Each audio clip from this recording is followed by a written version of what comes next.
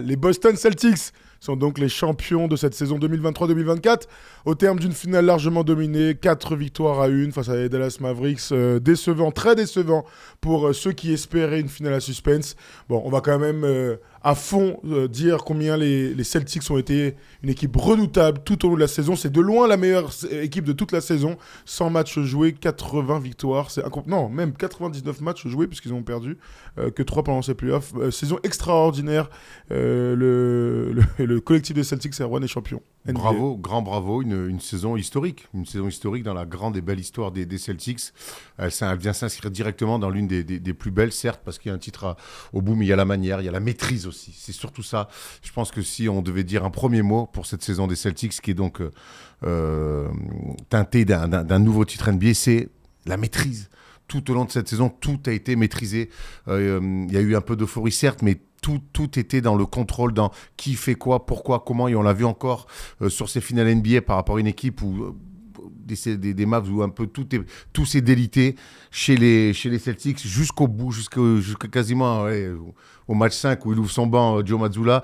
Tout était quadrillé. Il n'y a pas eu une possession qui a été jetée. J'exagère un peu, mais voilà, moi, c'est la maîtrise vraiment et la domination de cette équipe-là. Il est 5h08 et donc nous sommes en direct sur Twitch.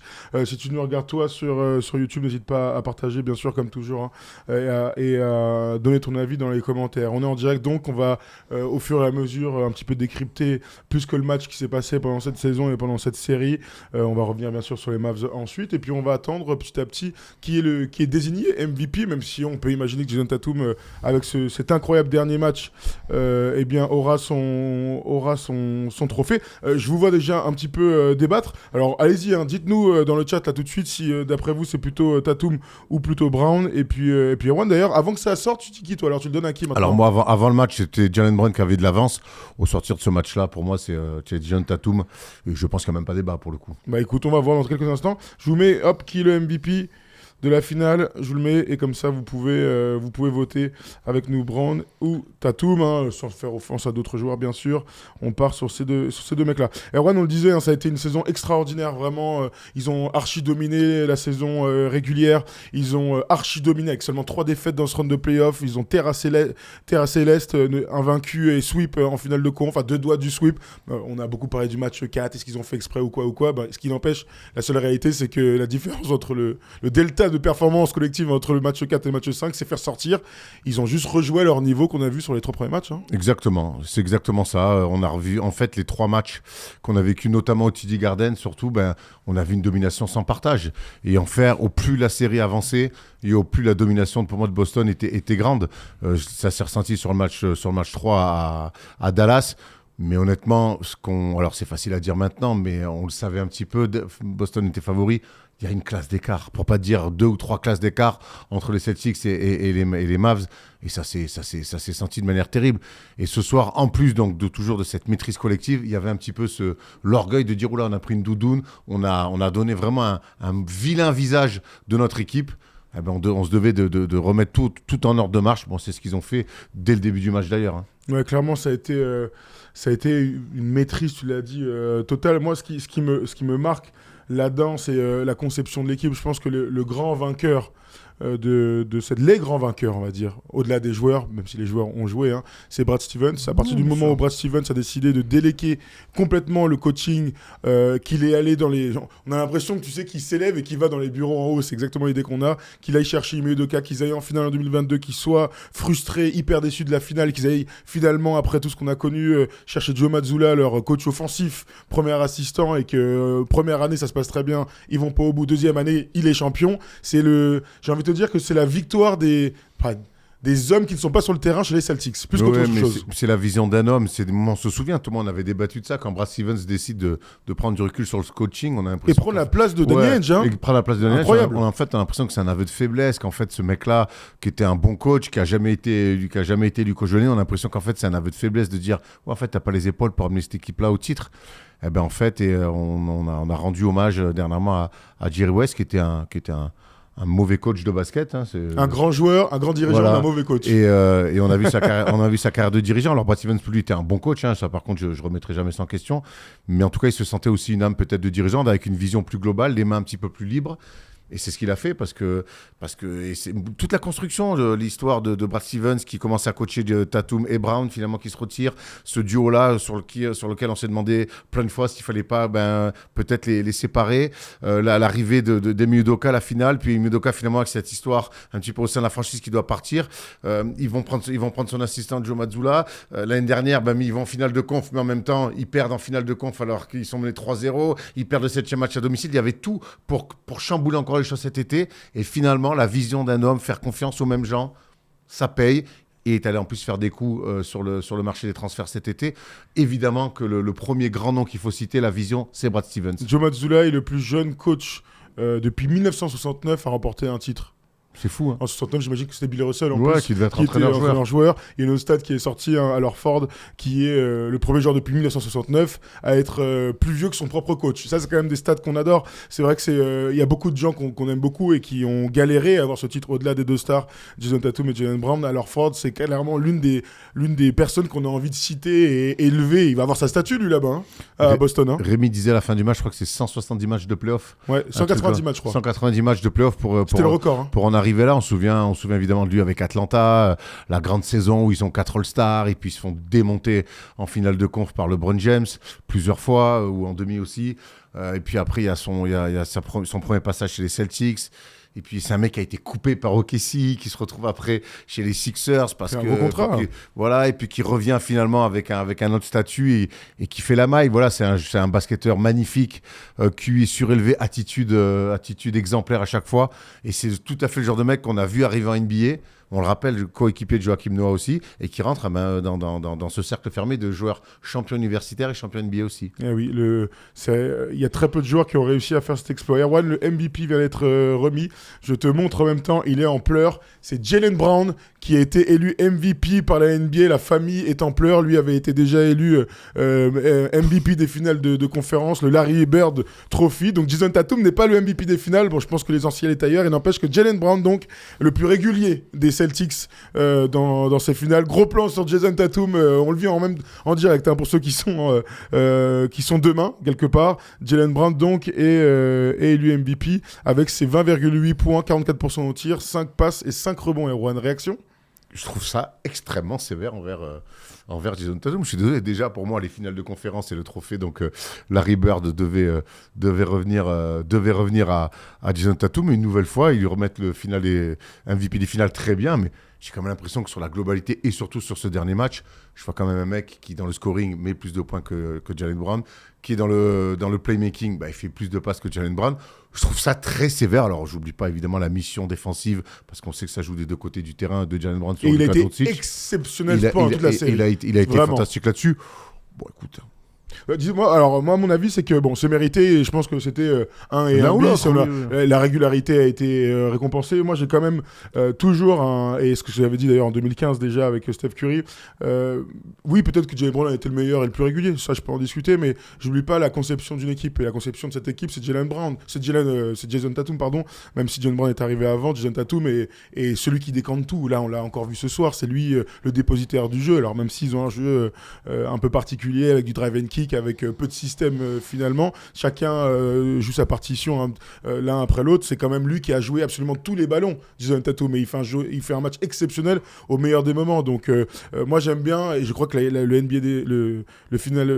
MVP des finales doit récompenser quelque part sur qui le collectif se base d'abord, à part énorme, tu vois, un mec qui comme Kawhi Leonard en 2014 qui explose à ce moment-là. Moi j'aime bien que la superstar soit récompensée. Mais j'ai dû rater quelque chose, là, je te dis, moi, que ça soit déjà en finale de conf et maintenant en finale NBA, je trouve que... Les gens disent que t'es pas cohérent, parce que tout à l'heure on en parlait à 18h et tu dis que t'avais été très dur depuis une semaine, alors, très dur avec... Non mais leur réponds pas, c'est juste intéressant. Je peux leur répondre, je suis pas cohérent, mais après en 30 ans il s'est passé un match, alors je sais que ça vous intéresse pas et que vous en fait, faut dire le MVP des finales dès la mi-octobre, qui sera le MVP des finales. Mais en tout cas, moi, je regarde les matchs. Donc, moi, il y a avant le match, et je l'ai dit là en début d'émission, c'est pour moi que Jaylen Brown avait un peu d'avance sur le titre pour être MVP des finales. Quand je vois le dernier match, qui en plus offre le titre, et le récital de Jason Tatum, pour moi, ça a fait la bascule pour le fait qu'il aurait dû être MVP de ces finales. Moi, honnêtement, c'est un choix, que ça soit pour moi sur les finales de conf, déjà, c'est incompréhensible.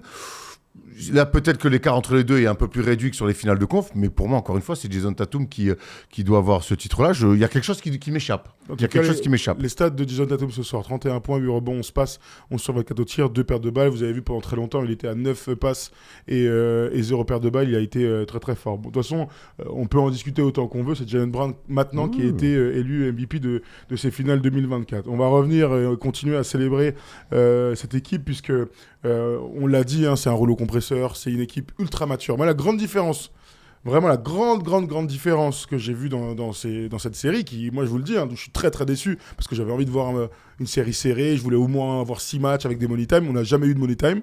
Aucun. Terrible. Allez, dans le match 2, bon, je n'appelle pas ça un money time, voilà. Ah bah, on en est là, hein. On en est là. J'ai été très déçu, mais je donne vraiment le crédit revient à la maturité de l'équipe et la préparation basket, le game plan proposé par Joe Mazzulla à ses joueurs. Ils sont venus avec un truc très clair. Ils ont dit, on va jouer 5 out, on va les détruire, c'est ce qu'on a fait toute la saison. On va remettre Porzingis sur le terrain s'il est en capacité de jouer. Et on a vu que chaque minute où Porzingis était là, c'est des bonnes minutes pour les Celtics, donc ça a été bien utilisé malgré sa blessure. Et on va vous montrer que nous, on fait 0 erreur. On perd pas de ballon. Tu l'as dit tout à l'heure, il n'y a pas de ballon lâché comme ça. Là où les Mavs, eux, malheureusement, c'est une équipe peu mature. En fait, c'est ça le truc. Elle est peu mature. Tu parles de mettre Porzingis, on a rendu hommage à Horford aussi. Le seul petit bémol qu'on peut faire, c'est Joe Mazzulla qui tente à un moment donné de jouer un small ball.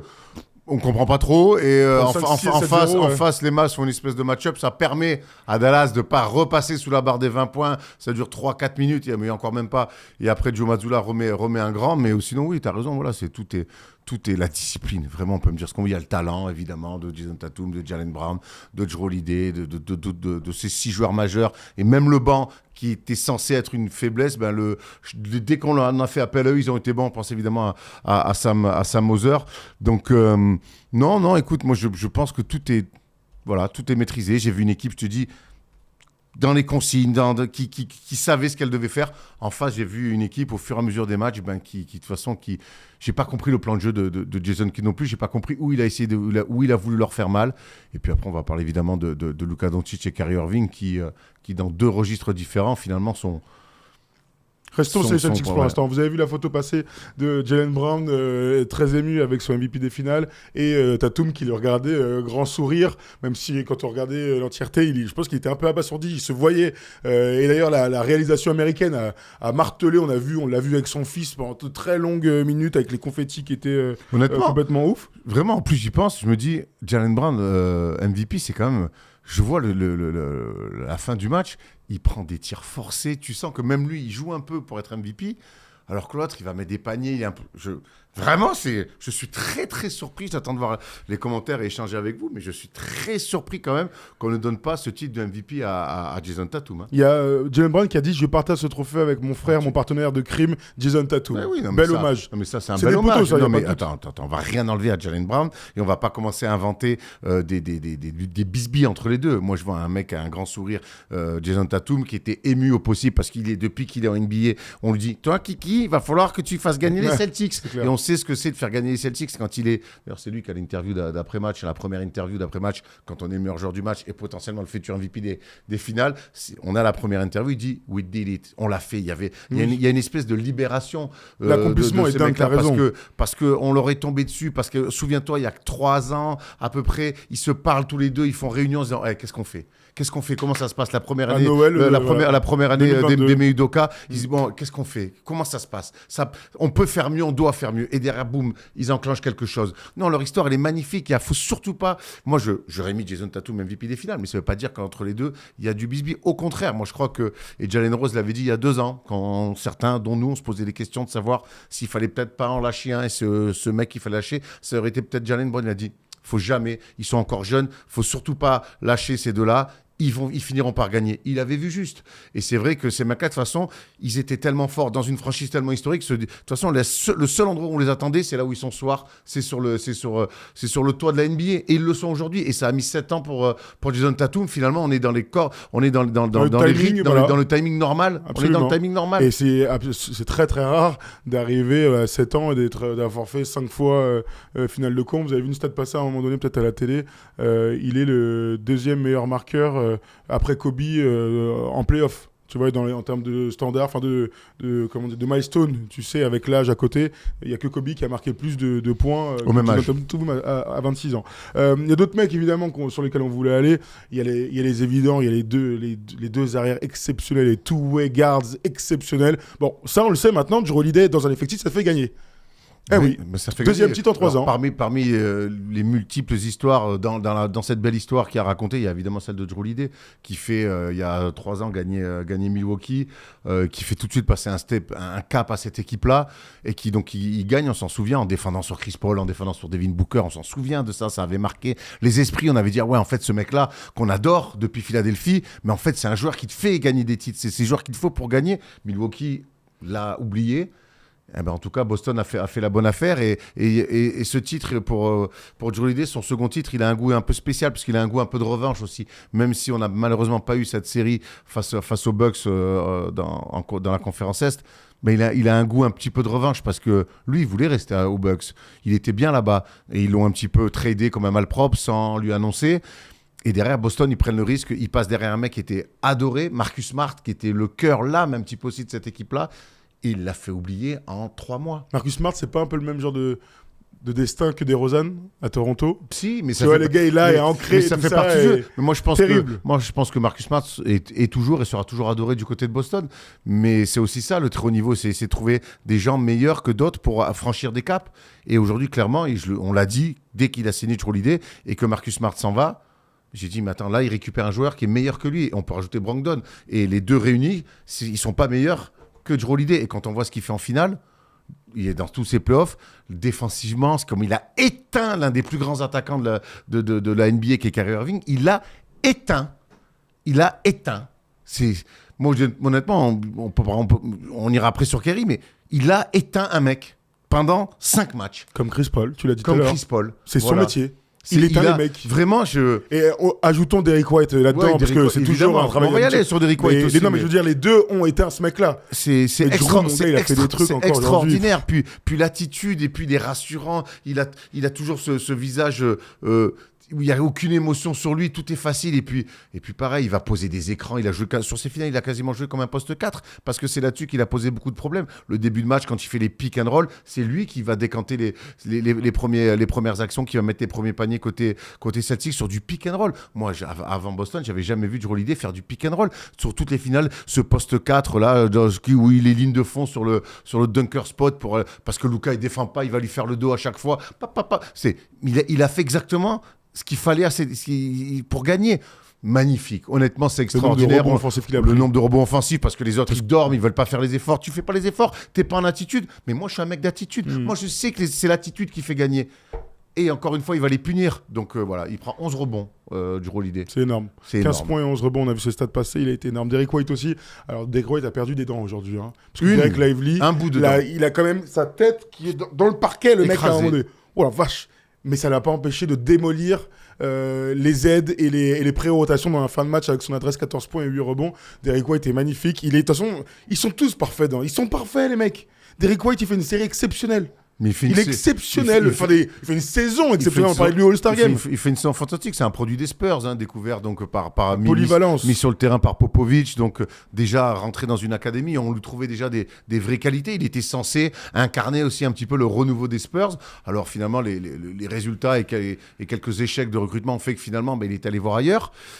Mais là encore, Brad Stevens, on en parlait tout à l'heure, d'être allé chercher Derrick White, c'est exactement aussi les pièces qu'il faut pour entourer son duo de stars. Donc voilà, Jrue Holiday, Derrick White un petit peu avant, Porzingis. Voilà, cette équipe-là, il n'y a pas un mec qui triche, il n'y a pas un mec qui est dans l'attitude à l'envers. Tout le monde est dans le collectif pour aller gagner. C'est ce qu'ils ont fait. Ce qui est sûr, c'est qu'on parle souvent et on galvaude parfois un petit peu le mot alchimie. L'année dernière, les Nuggets nous avaient semblé être une alchimie historique. Là, on pourrait dire la même chose. D'ailleurs, Jaylen Brown, dans tous les mic-up qu'on a entendus aujourd'hui, tous les mots qui revenaient, c'était toujours discipline, discipline, discipline. Ça se voit qu'ils se sont mis tous comme ça, sur la même longueur d'onde. Ils ont dit, les gars, on va défendre de cette manière, on va respecter le game plan. Et ça donne aussi d'autres mecs qu'on a appréciés dans ces finales. Sam Hauser a été magnifique. On a revu Xavier Tillman. Le gars, il était à Memphis l'année dernière, il est champion NBA. NBA. On l'a vu au bout du roulax d'ailleurs ensemble au Madison Square Garden contre les Knicks. On a vu Peyton Pritchard qui fait une vraie bonne saison qu'on a moins vu dans ses finales. Mais le gars rentre à 3 secondes de la mi-temps, il t'envoie une filage de l'espace et c'est une toute petite bascule. Franchement, quand il tire, il y avait déjà un écart, mais on se dit ils peuvent pas perdre. Bien sûr. Ils peuvent pas perdre ces mecs-là. Donc voilà, je peux tous les citer, hein, bien sûr. On a vu Mikhaïlouk, on a vu Luc Cornet qui a eu son importance à un moment donné cette saison quand il y a eu des blessés en l'absence de Porzingis. Pendant ses playoffs, il a donné des bonnes minutes ici ou là. Bref, ça a été. Il y avait Oshie Brissett qui est champion NBA, le mec. Ce que je vois avec cette équipe de Boston aussi, c'est qu'on leur a souvent dit ouais, il y avait des blessés en playoff, blablabla. Moi, ce que je vois, c'est qu'ils tapent Miami qui fait une petite saison. Et qui est en playoff, voilà, bon, qui avait quasiment pas rien à faire là. Après, ensuite, il tape qui en demi-finale? Il tape Cleveland. Voilà, qui était plus là sur la fin, il manquait de joueurs. Il y a des blessés et tout, mais qui répond pas trop spécialement aux attentes. Indiana qui surperforme, il leur mettrait un 4-0. De l'autre côté, on attend peut-être Denver en finale. Denver, il chie dans la colle. Minnesota en finale de conf, il chie dans la colle, ils sont menés 3-0. Dallas, tu les vois arriver en finale, finalement, ils ont vécu sur le talent de deux mecs, dont un surtout qui est Doncic, mais finalement ils arrivent en finale, ils sont pas du tout équipés tactiquement et même au niveau de l'expérience et des joueurs pour essayer de lutter. En fait, c'est tout simplement la meilleure équipe qui a gagné. Oui. On peut essayer d'inverser ça. Oui, mais si, personne dit ça, non? Non, mais c'est pas le sentiment que vous avez. Il y a eu la conférence Est où il y avait un manque d'adversité dans la conférence Est. C'est l'équipe de la NBA qui avait pas d'adversité. C'est l'équipe la plus. Eux, ils ont rendu déjà leur parcours sans adversité parce qu'ils ont surdominé, et c'est l'équipe qui a été la plus cohérente et la plus linéaire sur toute la. Il n'y a pas eu de temps faible. Tous. Denver s'est autorisé d'aller perdre, de prendre des roustes à Minnesota, finalement de se mettre en danger et d'aller perdre un match à domicile. Chacun a eu plein d'équipes ont eu des moments, des creux. Boston, ils n'ont jamais eu de creux. Alors, le seul creux qu'ils ont eu, c'était le match 4, ils menaient 3-0. Ben voilà. Ouais, ils ont perdu 2 fois sur des matchs 2. Mais qu'est-ce que c'est 3 défaites? Non, mais qu'est-ce que c'est 3 défaites dans un run de playoff? Ils finissent en 16-3 et donc 80 victoires en 101 matchs. Jamais mené. Extraordinaire à domicile toute la saison. Et là, ils finissent à domicile. Belle fête d'ailleurs, belle fête. Très jolie fête. Ouais, bravo les confettis. Hein. J'ai rarement vu autant de confettis. Je suis pas sûr que ce soit très écolo, mais en tout cas, j'ai trouvé que c'était un super moment. À un moment donné, on voyait absolument plus rien. Bon, en tout cas, les Celtics sont champions NBA, c'est archi mérité, c'est la meilleure équipe. On pourra le redire, je pense qu'il faudra digérer un petit peu tout ça. C'est le 18e titre, on aura des nouveaux maillots en haut du TD Garden, parce que quand il y a titre dans la franchise des Celtics, ça veut dire qu'il y a au moins 2 maillots qui vont aller, Jaylen Brown et Jason Tatum facile. On aura le temps de digérer tout ça, de voir ce qui va se passer. Il y a des mecs qui vont être prolongés. Je vous rappelle que l'année dernière, Jaylen Brown a signé 305 millions de dollars, c'est la plus grosse signature de l'histoire de la NBA, et que Tatum devrait signer 315 millions de dollars, et qu'ils ont prolongé Jrue Holiday et qu'ils ont envie de prolonger Derrick White, donc il va y avoir a priori 5 mecs à 30 millions au plus, donc c'est des choses qui seront intéressantes à suivre. Qu'à Ford, il aura 39 ans, 40 ans un jour peut-être, mais bon, s'ils jouent encore comme ça, ils auront une vraie chance de faire un back-to-back. Bon, voilà pour les Celtics. La grande déception de ces finales, moi je vous le dis très honnêtement, et je l'ai dit tout à l'heure, c'est qu'il y avait beaucoup de hype. Il y avait beaucoup de hype avant, parce que les Mavs sortaient quand même d'un run à l'ouest exceptionnel, qu'on savait que l'adversité des Celtics allait peut-être leur poser des problèmes, mais jamais j'aurais imaginé qu'il y ait autant de différence. On peut le tourner comme on veut. On se souvient des Antilles, on avait fait beaucoup de sondages. Les gens étaient vraiment pour les Mavs. Il y avait Luka, il y avait Kyrie, la revanche avec les Celtics. Il y avait même un des sales gueules vis-à-vis des Celtics. Je ne pensais pas qu'il y aurait autant d'écart entre les deux équipes. Vraiment. Il y a 4 rousses, quoi. À un moment donné, il y a 4 matchs où ils n'existent pas, les mecs. Ouais, moi non plus, sur le papier, parce qu'on était pris aussi un petit peu dans la machine à laver des Mavs, qui faisait un parcours magnifique. Mais avec le recul, en fait, ce qui s'est passé, c'est logique. La logique du basket, pour moi, a été respectée. On savait quand même Boston favori. On imaginait, pourquoi pas, les Mavs faire créer la vraie surprise. Le problème, c'est que les équipes surprises en finale gagnent rarement. Les équipes surprises en finale gagnent rarement. Donc, et là, elles se sont fait gifler parce qu'en fait, on a vu toutes les lacunes de cette équipe-là. C'est une équipe jeune. On rappelle le move de Kyrie est là depuis un an, un peu plus. Le move de Gafford et de PJ Washington, c'est que depuis le mois de février. Donc voilà, il y a plein de bonnes choses à tirer, des enseignements à tirer. Maintenant, sur ces finales-là, par contre, il y a aussi des enseignements très négatifs à tirer en se disant il faut qu'on corrige. Et moi, le truc, c'est l'attitude, c'est avoir des game plans un peu plus précis quand on joue des équipes comme Boston. Il y a plein de choses que j'ai pas vues. Mais moi, ce qui m'a choqué le plus, c'est l'attitude. De Luka en premier. De Luka. On va revenir vraiment en particulier sur lui. Mais je crois qu'aussi que quand tu as des game plans aussi simplistes que ce que fait Dallas, ça pousse aussi à avoir des attitudes parce que les mecs savent plus trop où aller. PJ Washington qui fait des finales Un run de playoff magnifique et des petites finales de playoff. Des finales minables. Eh ben, à un moment donné, je sens que ce mec-là aussi, il ne sait plus où il habite. Quand je vois Jones Junior, pareil, il ne sait plus où il habite. Donc, au bout d'un moment, Jason Kidd, on a beaucoup loué son run de playoff aussi. Sur les finales, je ne sais pas ce qu'il est venu faire. Je n'ai pas compris ce qu'il a voulu faire. Donc, voilà. Après, c'est comme ça que tu apprends. C'est une jeune équipe. C'est une jeune équipe qui découvre les finales. Contrairement à Boston. Boston a découvert les finales en 2022. Donc contre l'équipe qui n'avait pas à découvrir les finales. Mais ce qui est sûr, c'est que le premier truc, c'est que c'est les attitudes. Moi, tu peux pas gagner des finales avec des attitudes comme ça, ne jamais défendre certains, ne te faire cibler comme ça. Luka, je suis désolé. Luka, on le voit avec la Slovénie, on le voit avec Dallas. Alors là, cette année, il découvre les finales très bien. Mais aujourd'hui, tu peux pas être une superstar, dire un jour je vais gagner avec le talent qu'il a et que les mecs ils disent non mais donne-moi la balle, c'est lui qui défend, je vais le jouer. Ce soir, Jaylen Brown, il l'a détruit des deux côtés du terrain. Tous les ballons qu'il a, quand c'est Luka qui joue sur lui, il lui rentre dedans.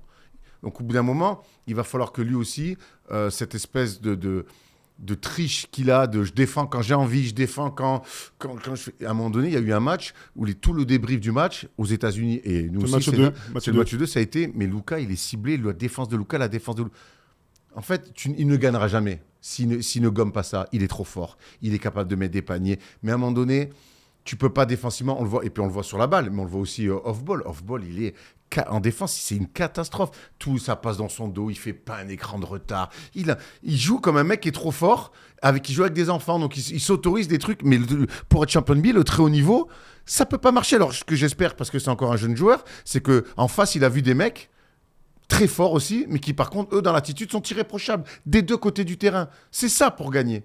On lui a demandé quelle va être la suite pour vous. Il a dit j'ai absolument pas envie d'en parler. J'ai quelques decisions to make. Donc sous-entendu, il faut absolument que j'essaye de revenir à 100%. Il faut que je me soigne. Donc évidemment, on pense au JO. Il y a un TQO énorme à Athènes. Ça va être compliqué. Voici les stats de Luka sur la série. Il a 29 points, 8,8 rebonds, 5,6 passes. Il est à 4,6 paires de balles et un terrible 24% à 3 points. De toute façon, l'adresse des Mavs a été au niveau de leur attitude et de leur performance collective. C'est-à-dire que l'adresse n'a jamais été au niveau. C'est-à-dire que là, même ce soir, il y a eu des tirs, mais ils sont loin de ce qu'ils ont fait pendant le round de playoff. Ils ont tellement raté. Mais les premiers, c'est Kyrie et Luka. Hein. Ils ont tellement raté des tirs à eux, des tirs ouverts, parce qu'ils souffrent physiquement. C'est l'autre grand enseignement de ces finales NBA, c'est que les Mavs n'ont jamais été au niveau physique. Alors qu'ils sont censés être plus grands, alors qu'ils sont censés être plus vite, pas sur les ailes, mais en tout cas à l'intérieur, ils se sont fait grailler. Drew Holiday, on l'a dit tout à l'heure, Derrick White sur Kyrie, les deux. Alors Ford, il a continué à courir, c'est qui le vieux dans l'histoire. Et puis Luka, il s'est fait bouffer physiquement, vraiment. Alors il est tellement fort qu'il va trouver des choses. Toujours. Il est trop fort. Mais là, on a vu Jaylen Brown, tu viens de le citer. C'est aussi pour ça d'ailleurs qu'il est MVP des finales, le Jaylen Brown, clairement. C'est parce qu'il a accepté le challenge Luka. Il a dit ok, d'accord. Depuis le premier jour, depuis le premier match, c'est son challenge, Luka Doncic. Donc voilà, bref, pour revenir sur le truc du MVP. Il y a de la déception pour tout le monde, je pense. De toute manière, Luka est passé entre guillemets à côté de ses finales, pas dans les stats, je viens de le dire, dans l'attitude, surtout dans le leadership. Au-delà de l'attitude, et tu me diras, c'est lié, il a jamais été le grand leader qu'on l'a vu pendant 3 tours avant. C'est ça qui est fou. Pas que 3 tours parce qu'il a été mauvais au début. Hein. C'est presque comme avec la Slovénie. On le voit toujours très bon et puis on le voit que ça soit en quart ou en demi-finale. La fin est toujours la dernière marche. Alors c'est peut-être la finale, c'est peut-être une demi-finale ou un quart de finale, mais il finit toujours sur les jantes. C'est un souci, on le dit, et chaque année, et on va nous sortir 3 vidéos minables de cet été en disant « Ouh, il a futé, il a perdu du poids ». Et puis en fait, on va le retrouver un petit peu de chubby. Donc, moi, je me pose des questions. Et puis, on parle de lui défensivement, où il est ciblé, maintenant pointé du doigt par tout le monde. Donc, maintenant, il peut plus se planquer là-dessus. Et puis, même en attaque, ce fait de jouer tous les ballons, toujours sur du pick and roll, de l'ISO, pick and roll, ISO. Il faudrait peut-être trouver un peu de l'alternance, être un petit peu moins prévisible en attaque. C'est ce qu'a amené Kyrie cette saison. C'est pour ça qu'ils sont en finale. Ouais. Non mais attends, ils sont en finale NBA. Il y a une énorme progression. C'est une saison archi réussie pour les Mavs. On a vu ce qu'ils ont construit. On a vu les arrivées des mecs à la trade deadline. C'est une saison archi réussie. Bien sûr. Et on n'oubliera jamais que vaut mieux perdre en finale de conf. On parle moins de toi plutôt que de perdre en finale. Non mais c'est la réalité de la NBA. Bon, là, tout le monde les a vus. Ils se sont fait casser le cul. On est là à tout remettre en cause. Moi, je vois une équipe qui a vachement progressé. Construction de cette équipe-là et pour le vécu de Luka, je pense que c'est bien qu'il soit là en finale cette année. Oui, mais bien sûr. C'est une très bonne chose parce que je pense que quand tu goûtes au final, tu as envie d'y revenir aussi. Alors après, médiatiquement, effectivement, quand tu perds 4 ans en finale et que tu es ciblé, je pense que ça va lui faire du bien. Parce que s'il sort en finale de conf, on est là, Lucas, bravo, génial, il lui manque encore un petit peu de choses. Là, il en ressort en mode, tu es un attaquant magnifique, tu peux scorer sur n'importe qui, même avec des pourcentages un peu minables, mais tu arriveras toujours à marquer des points. Par contre, défensivement, ce que tu as montré en finale NBA, où tout le monde t'est tombé dessus, j'espère qu'à un moment donné, tu vas prendre conscience que ton talent seul ne suffira pas. On en a vu des talentueux être champion NBA, mais moi, j'ai jamais vu des mecs être champion NBA et tricher autant défensivement. Là, choisir ses moments. On va pas lui souhaiter, mais là, la performance qu'il a eue en finale, ça nous fait penser aux grandes jus de James Harden, de Russell Westbrook, à qui il manque une attitude en défense, le bon play au bon moment et tout. Et voilà, tant qu'il n'aura pas gagné, on peut le mettre théoriquement dans ce truc des MVP, les top joueurs qui portent leur équipe et tout. Mais il leur manque toujours un petit truc pour soit aller en finale pour les deux autres, soit être champion NBA. C'est une histoire de table. C'est une histoire de table après. Hein. Tu t'assois à quelle table ? Aujourd'hui, Jason Tatum et Jalen Brown peuvent s'asseoir à une certaine table. Ouais. Ça y est, nous, on a eu des doutes la saison et c'était normal tant que tu gagnes pas. Comme il y avait des doutes avec Jokic avant. Les mecs peuvent s'asseoir à une table, la table du champion NBA. Aujourd'hui, Doncic, il peut pas s'asseoir à cette table NBA. Il a le talent pour et tout, mais ça marche pas comme ça. Ça marche pas comme ça. Ce qui est sûr, c'est qu'on a parlé de Luka, qui est toujours pas à 100%, on l'a dit, hein, il a joué blessé pendant tous les playoffs. Bon, après, c'est son problème, il a quand même tenu son rang. La grande différence entre Jayson Tatum et les premiers matchs où on sentait qu'il n'était pas dedans, qu'il ne trouvait pas son adresse, c'est qu'il a été porté aussi par un collectif exceptionnel.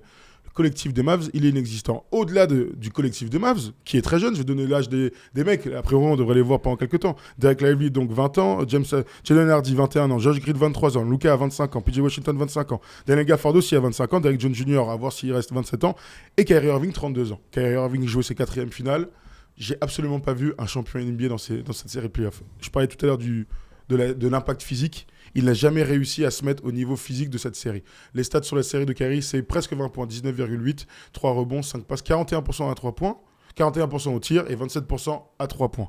On est tous déçus par les performances de Kyrie qui ne nous semblent pas avoir trouvé la clé pour avoir un impact dans cette série et faire gagner sa team. Je ne l'ai pas trouvé inspiré, lui qui vit et qui existe surtout par de l'inspiration. Je ne l'ai pas trouvé inspiré, je l'ai trouvé lisible. C'est assez faux dire. Après, j'ai surtout... En fait, quand tu me poses la question sur qu'est-ce que tu penses des finales de Kyrie, j'avais surtout envie de... Je vois un mec qui a été éteint, comme on peut dire en MMA par moment. Il s'est fait éteindre. Et c'est assez fou, parce qu'il peut avoir des défauts, mais c'est un mec sur du 1 contre 1. Il a eu beaucoup d'ISO, il s'est fait éteindre. D'abord par Jrue Holiday, ensuite par Derrick White, et puis même quand Sam Hauser défendait sur lui, j'ai pas trouvé qu'il arrivait à faire des énormes différences. Sur ce dernier match, à mon donné, pareil, il a encore une ISO, il fait une feinte de tir sur Porzingis, il fait à moitié marcher, il n'est pas sifflé, ça continue. Non, il a été contrarié tout le long. Je pense que très tôt, le contexte aussi peut-être a dû jouer. Le fait de jouer Boston, les 3 matchs à Boston, il est complètement à l'envers. Le seul bon match qu'il fait, il le perd, c'est le match 3 et c'est un match bascule parce que tu es mené 3-0 et on sait que c'est terminé quand tu es mené 3-0. Il n'a pas pesé. Il n'a pas pesé sur ces finales-là. Maintenant, 32 ans. 32 ans, c'est pas 36. Donc, il est à faire de l'âge. En fait, dans tout ce que tu dis pour revenir sur cet âge-là, Derek Lively, l'année prochaine, je demande à le voir. Je demande à voir ce garçon avec une année comme ça dans les pattes. Non, mais attends, sur Kyrie, juste restons encore sur Kyrie. Il y a quand même un truc qui nous paraît clair. On l'a dit après le deuxième match. Je pensais pas qu'à ce niveau de performance, au niveau d'expérience, au niveau de maturité aussi pour le joueur, je pensais pas qu'il y avait un public, une salle qui pouvait rentrer dans la tête du mec. Et clairement... Il n'y a pas que ça. Ah mais non mais...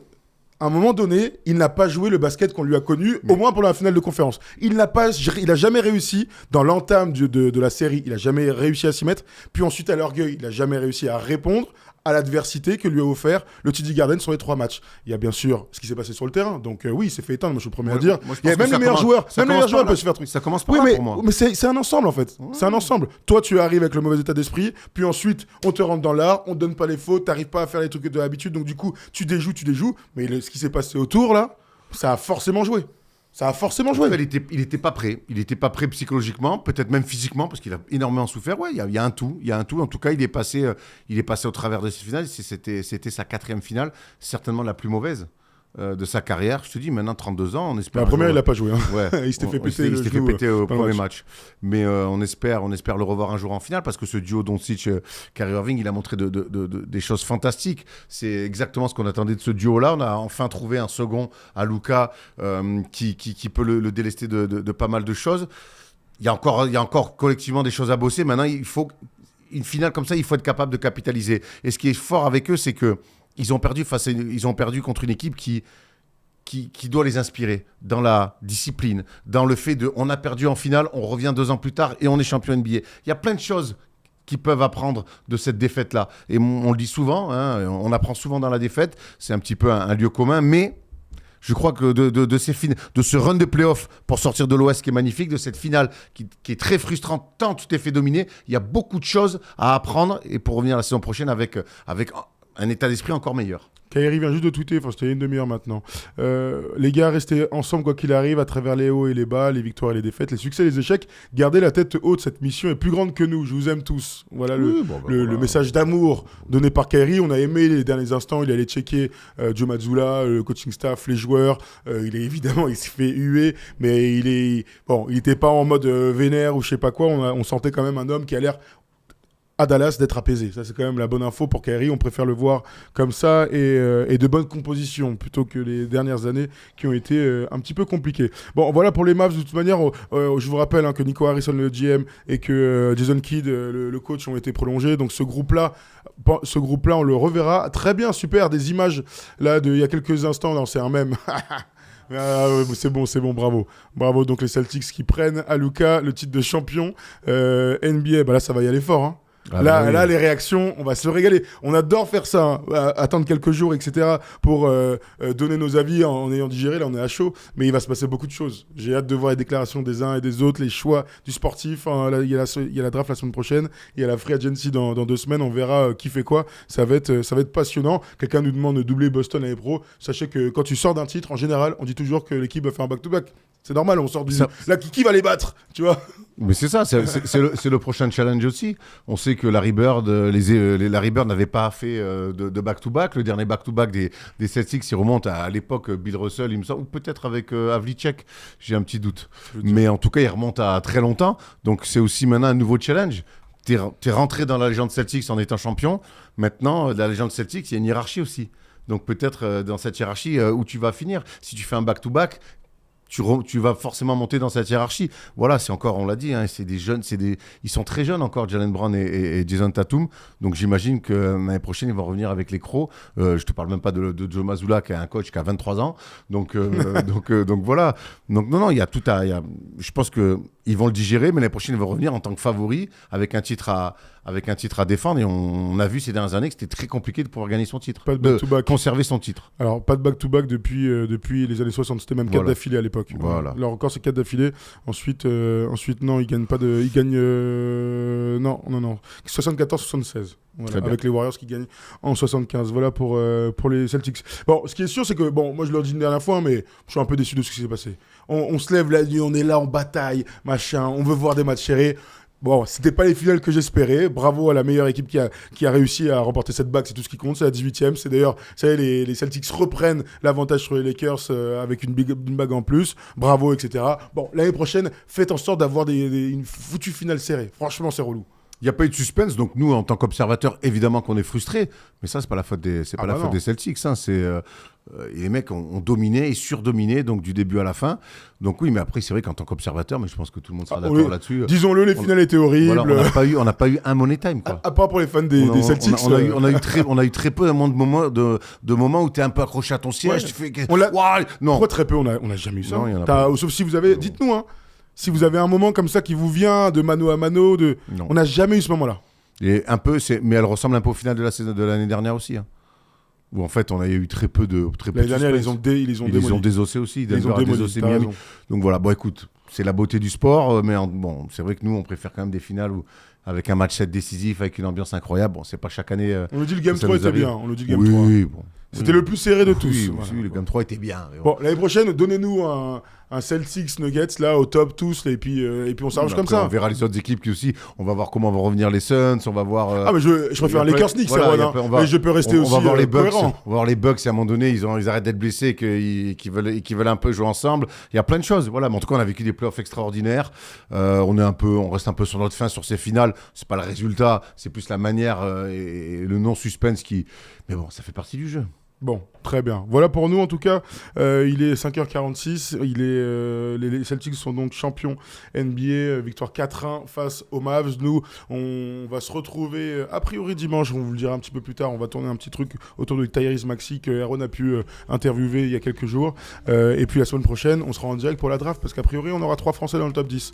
Donc on sera obligé de le vivre tous ensemble. Et puis ensuite, ce sera le début de la Free Agency et on commencera à se tourner gentiment vers l'équipe de France, vers les équipes de France et ces JO qui s'annoncent passionnantes parce que quand je vois l'intensité qu'on arrive à mettre pour un Celtics Mavs alors qu'il n'y a personne dans l'équipe qui est fan de l'un ou de l'autre, on va encore passer un drôle d'été avec notre équipe de France et des résultats qu'on espère probants, sinon ça va être très très dur. Donc on va vous remercier tous les amis d'être encore là très nombreux ce soir, nous suivre toujours plus nombreux sur les différents réseaux sociaux, de nous donner de la force tout le temps, quelle que soit l'heure. Donc merci à tous, j'espère que vous vous êtes régalés de cette nouvelle année, c'est la fin de la saison 7 de First Team, en 8 je crois, bon bref je sais plus, j'ai 7, 8, j'en sais rien.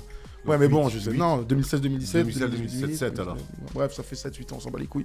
Donc, donc merci à tous, vraiment, je le dis au nom de toute la First Team qui est là et qui œuvre, parce que vous savez que nous sommes là, Aaron et moi, mais qu'il y a beaucoup plus de monde qui sont derrière, avec, dans les équipes de Paul Harrer, avec Jérémy, avec Tom, avec Ayben, avec Léo, avec toute l'équipe et avec le bâillement d'Erwan qui est clairement présent ce soir. Merci Erwan.